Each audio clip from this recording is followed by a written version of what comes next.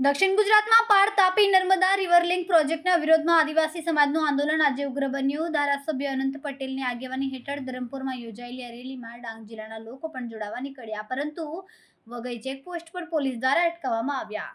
અટકાવવાની કાર્યવાહી દરમિયાન પ્રદર્શનકારીઓ અને પોલીસ વચ્ચે ઉગ્ર ઘર્ષણ સર્જાયું। સૂત્રો મુજબ કેટલાકે પોલીસની વર્દી ફાડવાનો પણ પ્રયાસ કર્યો। પરિણામે પોલીસને બળ વાપરવું પડ્યું અને અનેક આંદોલનકારીઓને ડિટેન કરીને પોલીસ સ્ટેશન લઈ જવામાં આવ્યા।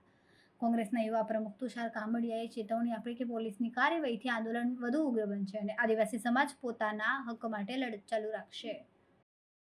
આવતીકાલે સ્વાતંત્ર્ય પર્વની ઉજવણી કરે છે ત્યારે આ દેશનો જ મૂળ માલિક આદિવાસી પાર તાપી નર્મદા રિવર લિંક પ્રોજેક્ટમાં જ્યારે ધરમપુર ખાતે આખો સમાજ ભેગો થવાનો હોય ત્યારે ડાંગની પોલીસ દ્વારા તેમજ તમામ પોલીસ તંત્રો દ્વારા તેમને ડિટેન કરવામાં આવે છે, અમુક વાર લાઠીચાર્જ કરવામાં આવ્યા છે।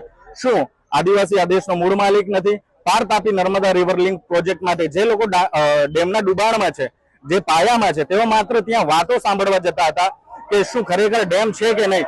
તેમને એ વાત રજૂ કરવાનો પણ મોકો નથી મળ્યો અને તેમને એ વાત દર્શાવવાનો પણ મોકો નથી મળ્યો। માટે આ ખૂબ જ નિંદનીય ઘટના છે અને નિંદનીય બાબત છે કે આદિવાસીઓને પોતાનો અવાજ મૂકવા દેવામાં નથી આવતો।